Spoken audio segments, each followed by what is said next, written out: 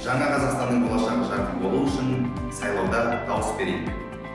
От нашего выбора зависит будущее. Приходи 20 ноября на голосование и сделай свой выбор. Қазақстан сіздің және біздің еліміз. Осы елдің әрбір өтетін сайлауына белсенді қатысу азаматтық борышымыз деп ойлаймын. Сондықтан сіз де мен де сайлауға баруымыз керек. Өз таңдауымызды жасауымыз керек. Еліміздің көркеюіне үлес қосуымыз керек. Қоғамды дамыту, елді өркендету біздің ортақ миссиямыз. Ел игілігі жолында бірлік көрсетейік ағайын. Алдағы болатын президент сайлауына қатысып, өзіміздің таңдауымызды жасайық. Мен ел болашағына сенемін, сондықтан сайлауға барып, өз таңдауымды жасаймын. Сіздер де дауыс беріңіздер. Азаматтардың дауыс беруі қоғам кемелдігін көрсетеді. Әр дауыс маңызды. Сондықтан сайлауға келіп, өз дауысыңызды беріңіз. Сегодня у нас есть уникальная возможность, право выбора.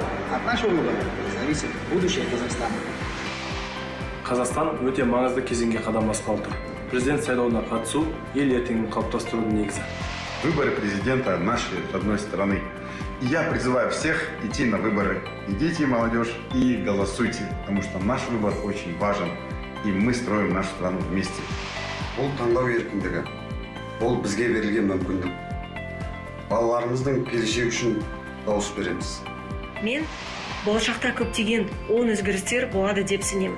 Қазақстанның жарқын келешегі үшін дауыс беріңіз.